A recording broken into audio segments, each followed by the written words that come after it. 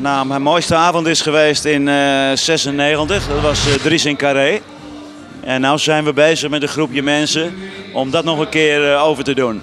Dus dat was een droom. En nu wil ik het nog eens proberen, zowat 20 jaar later. Als ik me niet vergis, ben jij 2 jaar geleden ook bezig geweest om een soortgelijk concert op te zetten. Dat was mijn 30-jarig jubileum. Dat heb ik in een theater gevierd in Amstelveen. Toen had ik als gasten Quincy en Wesley Bronkhorst en Tino Martin. En Tino die is daarna in datzelfde theater doorgegaan. En die is meteen doorgeschoten naar de Heineken Musical. Tino is erg hot momenteel. Ik zie hem nog doorgaan naar het Ziggo Dome.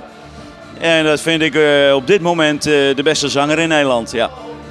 Ja, als we het hebben over jonge talenten. Je eigen zoon is wat dat betreft, die schiet ook heel erg hard door.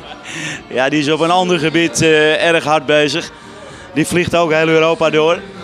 En die heeft gewoon een beetje het geluk mee dat hij ook de looks heeft. Want als hij ergens aankomt en dan zie ik hem de auto uitstappen, dan komt hij niet eens de auto uit, want al die meiden staan eromheen. En Tino, die moet het toch meer van zijn stem hebben. En die heeft hij ook. Ik heb met Tino wel zoiets van, ik probeer hem aan alle kanten ook te helpen en te ondersteunen. En te adviseren ook soms. Dat ik denk, ja, dat heb ik 20 jaar geleden ook meegemaakt. Maar Dave heeft wel een hele goede manager, Frank Wisse. Die heb ik wel eens gemist in het verleden. Dat merk ik nou aan hem. Dat ik denk, wat is dat toch fijn zeg. Als je echt een manager hebt die gewoon alles regelt.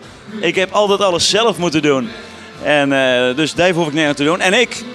Nou, nee. Ik wil gewoon nog minimaal 10 jaar door. En dan hoop ik je hier weer te spreken. Dan ben ik 67. En dan zien we het wel.